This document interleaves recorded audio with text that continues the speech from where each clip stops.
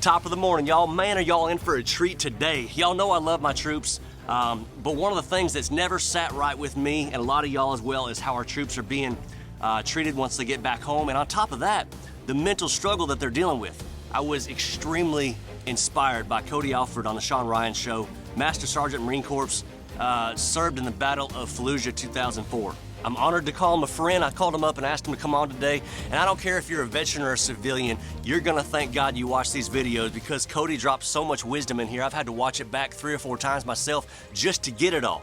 So we're gonna do 3 or 4 videos, I don't know yet, but it's gonna be a series and each one is different. So make sure y'all catch these. And most importantly, support him at his website, WeDefyTheNorm.com. We wanna support these vets and all they do.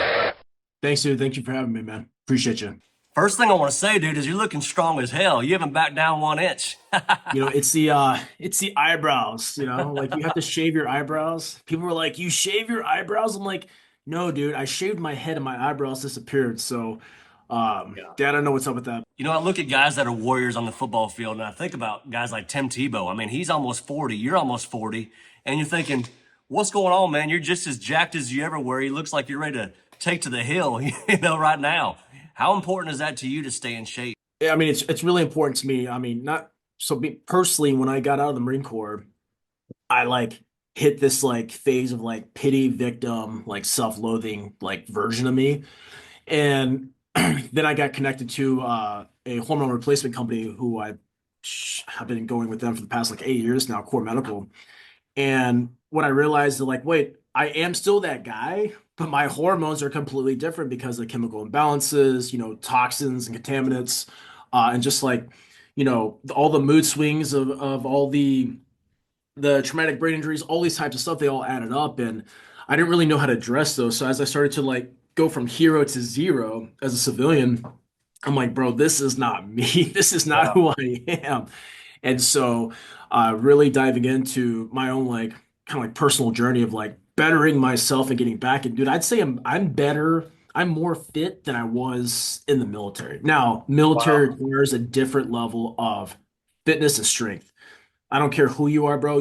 Wearing a helmet that weighs, I don't know, maybe, I don't know, 7, 8 pounds, with all your stuff on there, wearing kit that can, weigh up to, maybe 70, 80 pounds, depending on how much like gear for the loadout you have, having a pack that weighs up to 100 plus pounds, carrying a gun that weighs up to 14 pounds, like these awkward things, they all add up. And so like the strength of the military is completely different. Um, but having my body kind of de-stress from that as a civilian it was a huge culture shock. So adapting and overcoming to that has been like a challenge for the past like 8 years.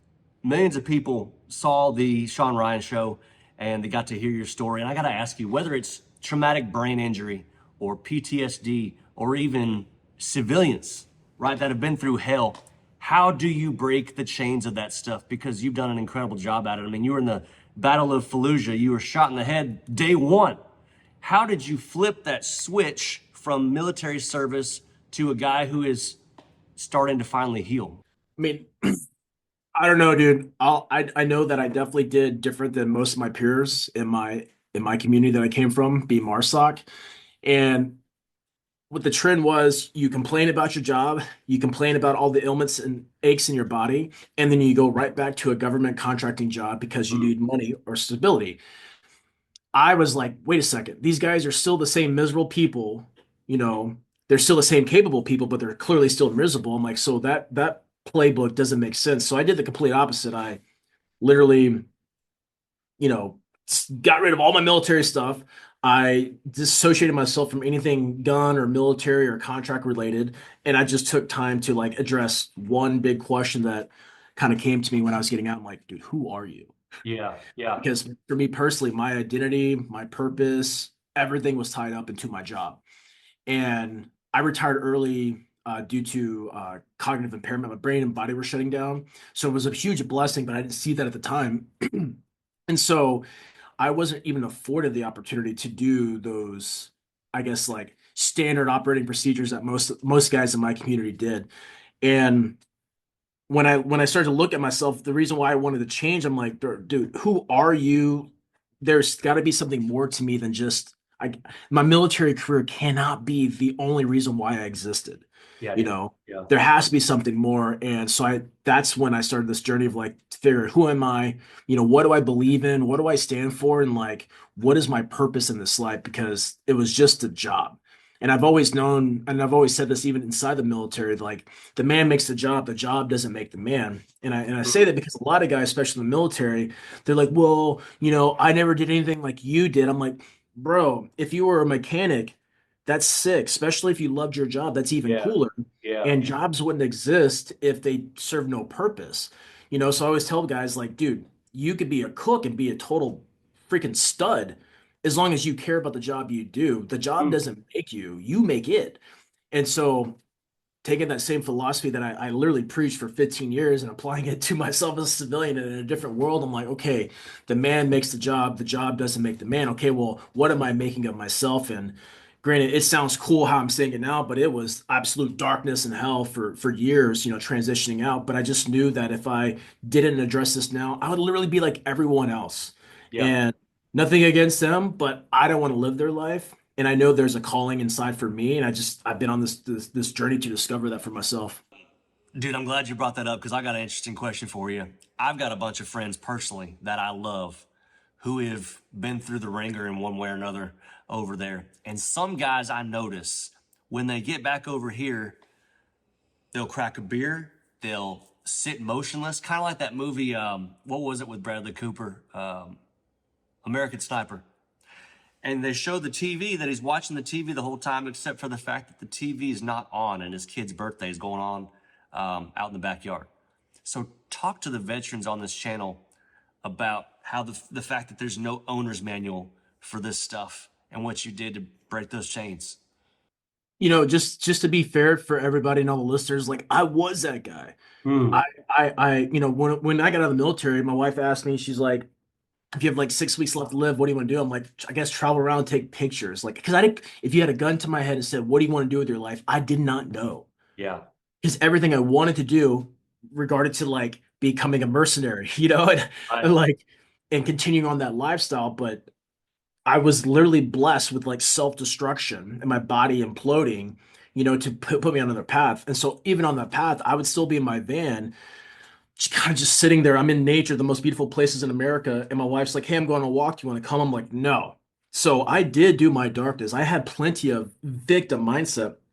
But really, what it came down to it is I might have been sitting there, but I was talking to myself. I started to really engage in my inner dialogue Yeah. and started to really dissect like what was going on inside my mind. And that gradually progressed me like, hey, you should go and apologize to your wife. You're kind of being a dick, or hey, you should go do some push-ups. You're getting kind of fat. You should probably not do this. And finding the strength and the courage to actually listen to what myself was saying to me, right? Or as I would find out later on, consciousness, at least in my belief system, God, consciousness talking to me through my mind. And but I had to start that relationship, 2018, because I had none. I didn't care. I lived for the job and the thrill and the excitement of adventure. And when that was basically taken from me, I had to go find a new thrill and adventure for Yeah. myself. And to me, the hardest thing to ever what to do was to face myself. And uh, that's a challenge that I want. I don't want to be like anyone else because if history has ever if the humanity has showed us anything, dude, you don't know what's going on in people's heads. Hmm. Most people don't even know what's going on in their head. I didn't want to be like I wanted to know. I wanted to like the truth has to be there.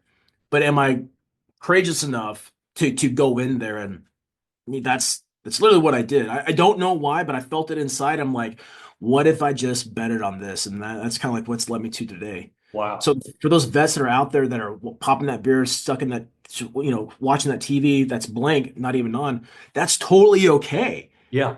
Yeah. because you have to be there to get to anywhere else in life. You have to be exactly where your feet are at today, in the most depressive state, the most financially poor state, the most like, spiritually empty state. You have to be there to get anywhere in life. And so those aren't bad things. The invitation I invite men and women out there to do is like, okay, you're sitting there. What's going on in your mind? Hmm. What negativity or positivity or love is happening in your mind and what aren't you actioning or manifesting it in reality? Because to me, that's the real challenge, you know. That's the real work. Anyone can go create something on the outside. We've seen so many people become so successful, whatever success means, right? Mhm. Success, fame, money, influence, right? Status, materialistic things, right? I think that's probably a general vision of success for most people, especially first world countries. But we've also seen those same people take their lives. We've also seen those same people, that are frauds. Like we've seen it time and time again. So, if living for the outside world has proven time and time again to become almost a fallacy and almost a void, what would be the opposite? And that's just how I've been looking at life for me. And I'm not perfect. I don't have all of this shit figured out. I just know that like I'm so stoked that I did something different for myself because I wanted to and I felt called to do it. And I was brave enough to Yeah. continue to do that. That's where I'm at today. I also do consulting and I work with hiring clients and these people they're movers, they're disciplined, they're structured, they're all these things. And I'm like, bro, I still struggle. Mhm. I, I struggle with these things but I've just there's this whole like persona that people have, and that's okay if that's what they choose to have. But like for me, I only feel free when I admit that I'm not perfect because, I'm not oblivious. I have social media. There's a lot of people that either inspired by me, look up to me, and a lot of it is, military war related type of stuff. And, there's a percentage that's not that stuff. But dude, I don't have it figured out, like, and that's the problem. That's where it turns me off with people when I see like these water walkers. I'm like, bro, you're not real. Oh, nothing is wrong with you. And nothing, and things being wrong doesn't be like I'm depressed. Like you don't have to be depressed. But is there a thought in your head that you're not actioning because you're Yeah. scared? Or Yeah. something you want to say, you don't even say, like, bro, could you imagine what kind of slave you are? Slave. But I was also brave enough to go on a journey instead of just saying, like, I believe in this. What does that mean, bro? Because your actions say otherwise. What are you prepared to fight for and die for? And what are you prepared to continue to walk into the unknown for? Because there is no blueprint for like follow this and you'll have a great life. No, do you have to go to war? And it's not on the outside. It's in those silent spaces of your mind. And I just I just see people put this like everything is cool, everything is fine, but then I see a week later they kill themselves. I'm like, bro, you're an idiot. Yeah. You're so strong, you're stubborn. You're so Mm. strong for everyone else, but you have never given yourself the ability to be strong for yourself and just ask for help or to be like, yo, dude, I'm not perfect. Sometimes I sleep in, dude. Sometimes I eat like fucking four cinnamon rolls. Who cares? You know what I'm saying? Like Yeah. I'll see the repercussions, but I guess I'll pay the price too, and I'll do the work to to redeem myself. But like I don't just wake up and piss excellence. I don't wake up with perfect thoughts. I don't. But you said something about like before this, you said something about like feeling unworthy, Mm. and I just want to make it. I want to make this real clear. I'm Yeah. 39 years old. I'm an entrepreneur. Uh, Up until November of last year, I felt unworthy of success, of love, of everything. So still at 39 years old, I felt unworthy of all those things. I didn't realize how much I hated myself. And I have been working on myself since 2018. I've been into psychedelics. I've been in pursuit of God and belief, calling. I've been in pursuit of all these things ever since then because I realized I had no belief in anything when I got out. Yeah. Because everything I had belief of, it was stripped from me. And it was a blessing. At this event in Mexico, during my 5MEO experience, I did not realize how much I hated me. And I didn't realize how connected I was to God. I didn't realize how loved I was by God. And I was introduced to God, I felt like 2 years ago when I did the same experience in Mexico. Um, but I denied it for 2 years, knowing that I had access to it because I didn't know how to accept love.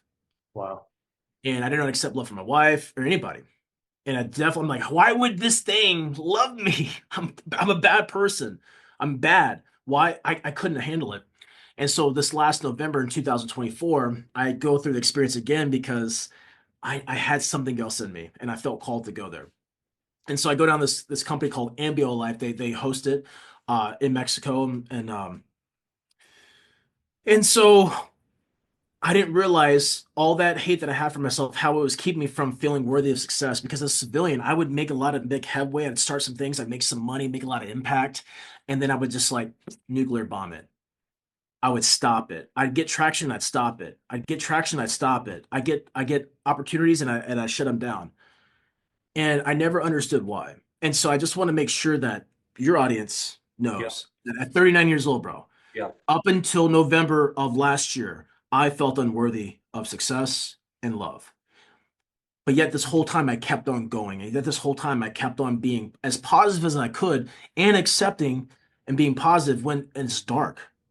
And the only way that ever made me feel free during those times where I'm not a phony was admitting like I'm going through the ringer. Yeah, This dude. is hard. And I share these things and I'm just like, dude, no one else that I know ever talks like this. And it feels super uncomfortable, but I don't care, bro. Because Yeah. if I'm able to give myself any viewing of like a past life, I never lived my life that way. I've always been different because we are all built different.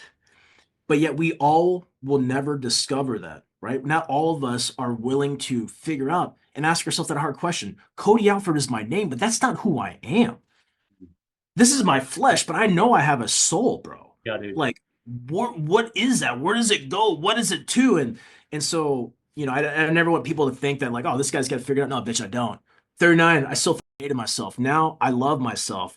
But it took me 8 years of doing the work to dive deep into my heart, my spirit, to find this my relation, not yours, not anyone else's, but my shit that I'm willing to stand for and fight for and believe in to get to where I'm at today. And where I'm at today is, north of November of 2024. And I'm okay with finally having like love and appreciation for myself. So I would just hate for your audience to think that, oh yeah, love yourself. Don't no They no get no it. no no no. They You, definitely you get it. probably feel unworthy because you hate yourself. If you hold yourself back, it's because you hate yourself. If you deny God in your life or whatever that means to you, it's because you hate yourself in some capacity. And hate doesn't have to be like I hold myself back. Hate can simply be like, man, I need to cry, but I'm not going to because that's for pussies. That's weak. Yeah. Your body is literally telling you something it needs to do, and you're denying yourself that. So how can you be the gatekeeper of that, but yet submit to something bigger than you? It doesn't make sense. Man, I hear you loud and clear. And that's what I appreciate about you so much is because when we talked on the phone the other day and you were telling me that you are just now starting your faith journey, I said, Like, dude, yes, it's a journey, right? You know, it was never meant to just click day one. And the Jesus I know isn't the churchy Sunday school Jesus where he's just a pacifist and, he doesn't do anything. He's just up there on a stained glass window. The Jesus I know is a warrior from Revelation. His eyes were fire and he had a double-edged sword and his face had the brilliance of the sun. But like you, I had a journey, man, and I'm going to ask everybody on this channel to pray for you, to lift you up. Because like I said, dude, I know you can be as hardcore as you possibly want to be in this lifetime, but if you're open to this, that's where it all takes off. And look, I pray that people will see that through this video. I know we're going to get tens of thousands of comments on this. It's really going to help people. Somebody do. So tell me something, man. Look, I got look, I got this tattooed on my head. What does that Never say? in a million. It says faith. It's probably backwards from the camera. Yeah, I see it. That's awesome, You dude. gonna see the back of my head, bro? Let me show you Yeah, something. show me. Wow, look at that. Man, I think you answered the whole question of breaking the chains, brother. It was faith all along, wasn't it? Just faith.